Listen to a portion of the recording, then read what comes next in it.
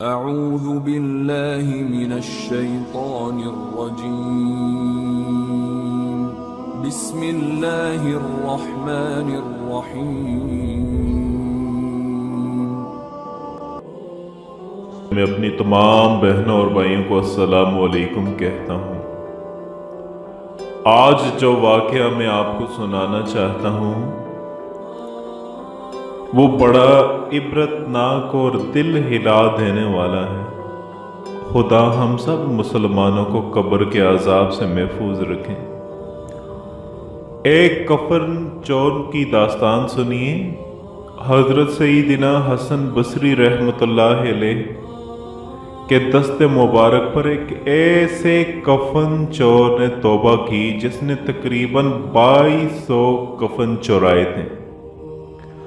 حضرت حسن بصری رحمۃ اللہ علیہ کے دریافت کرنے پر اس نے 3 قبروں کے ایسے واقعات بیان کیے کہ ہر انسان کا دل ہل جاتا ہے۔ وہ کہنے لگا، ایک بار میں نے ایک قبر کھودی تو اس میں دل ہلا دینے والا منظر دیکھا۔ کیا دیکھتا ہوں کہ مردے کا چہرہ سیاہ ہے، پاؤں میں آگ کی زنجیریں ہیں اور اس کے منہ سے خون اور پیپ جاری ہے۔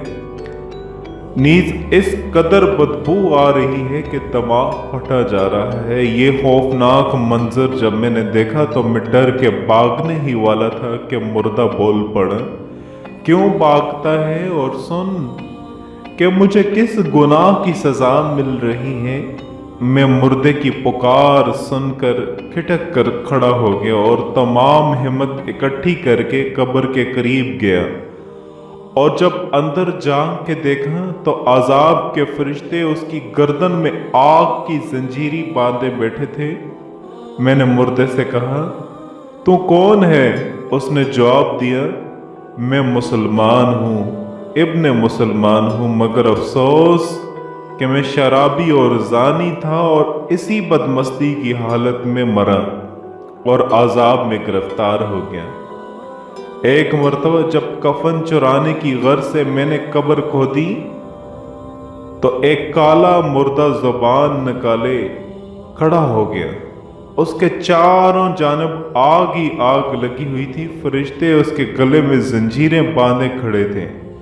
اس شخص نے مجھے دیکھتے ہی پکارا، بھائی میں سخت پیاسا ہوں، مجھے تھوڑا سا پانی پلا دو۔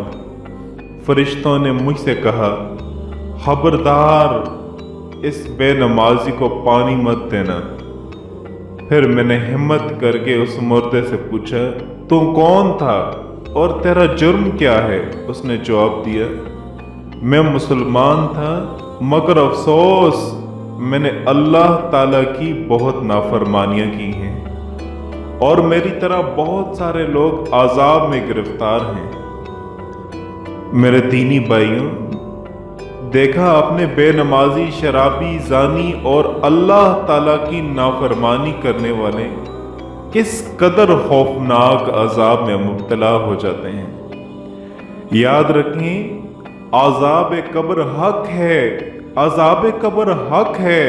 عذاب قبر دراصل عذاب برزخی کو کہتے ہیں۔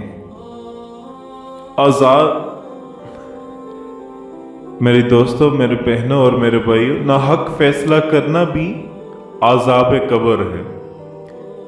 لیجئے ایک اندھے کفن چور کا عبرتناک واقعہ سنیے۔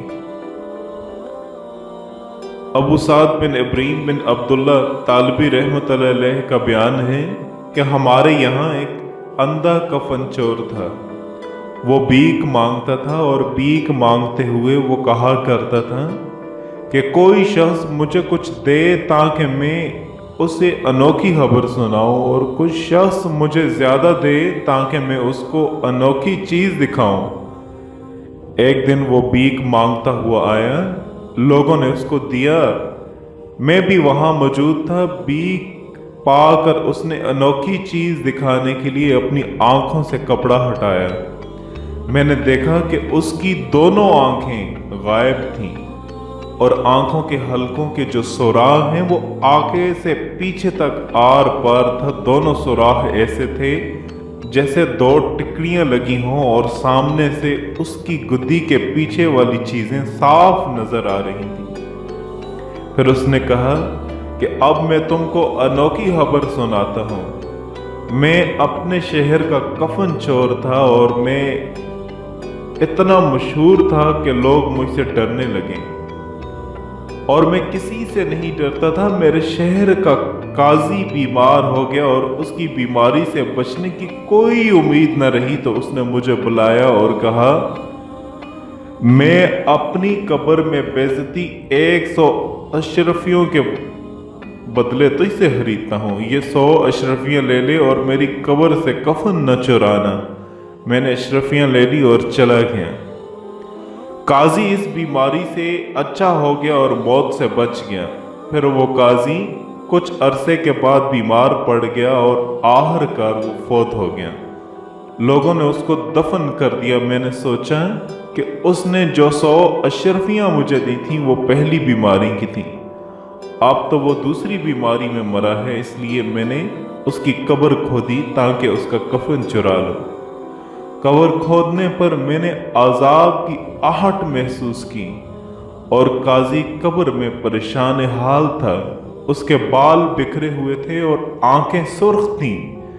ये मंजर जैसे मैंने देखा कि मैंने दोनों घुटने में धक्का लगा और फिर मेरी दोनों आंखों में 2 शदीद उंगलियों की ऐसी जरब लगी कि मेरी आंखें आर पार हो गईं, जैसे कि तुम लोग देख रहे हो। जब मेरी आंखों पर जरब लगी तो उस पर एक आवाज आई कि कोई कहने वाला मुझसे कह रहा था, ए अल्लाह के दुश्मन, क्या तू अल्लाह ताला के असरात का सुराग लगाना चाहता है? तो मेरे भाइयों, मेरी दोस्तों, मेरे बहनों, अल्लाह पाक से दुआ करें कि अल्लाह पाक अजाब कब्र से हिफाजत अता फरमाए। अल्लाह पाक अजाब कब्र से महफूज रखे। अल्लाह पाक हमें अजाब कब्र के आज़ाब से महफूज रखे। कब्र का आज़ाब बड़ा, नबी अकरम सल्लल्लाहु अलैहि वसल्लम ने फरमाया कि मैंने कब्र के आज़ाब से होनाक मंजर कोई और नहीं देखा। फिर इसी तरह ये है जैसे दुनिया में इंसान खुशी और गम देखता है, कब्र में भी इंसान को या खुशी होती है या गम होता है और वहाँ का आज़ाब भी बरहक है। अल्लाह के नाफरमानों के लिए, मुजरमों के लिए। इस सिलसिले में एक हदीस आती है, एक यहूदी औरत हजरत सईदिना आयशा रज़ियल्लाहु ताला अन्हा के पास आई और उसने अज़ाब कब्र का जिक्र छेड़ दिया और कहा कि अल्लाह तुझे अज़ाब कब्र से महफूज रखे।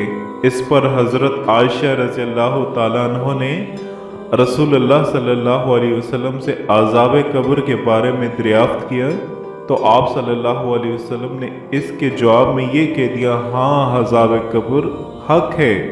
हजरत सईदना आयशा रज़ियल्लाहु ताला अन्हा ने बयान किया कि मैंने कभी ऐसा नहीं देखा कि आप सल्लल्लाहु अलैहि वसल्लम ने कोई नमाज पढ़ी हो और उसमें अज़ाब कब्र से अल्लाह से पनाह न मांगी हो।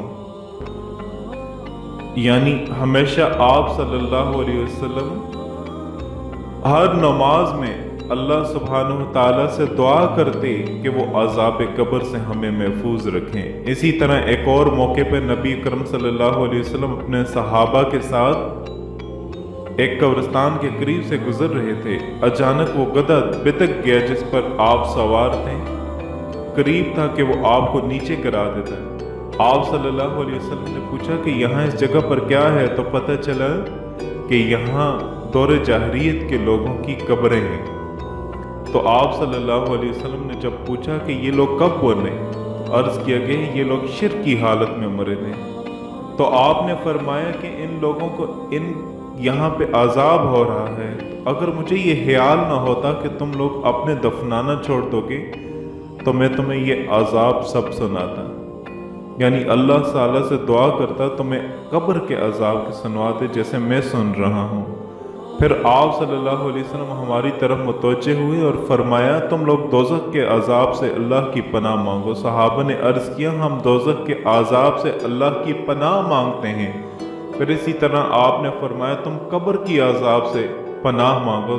صحابہ نے عرض کیا نعوذ باللہ من عذاب القبری، کہ ہم قبر کے عذاب سے اللہ کی پناہ مانگتے ہیں، یعنی اللہ تعالی ہمیں اس سے محفوظ رکھیں۔ تو بہرحال یہاں مراد یہ ہے کہ آپ کو یہ چاہیے کہ ہمیشہ اس دنیا میں قبر کے عذاب سے دعا مانگتے رہیں، اللہ پاک ہمیں قبر کے عذاب سے محفوظ رکھے۔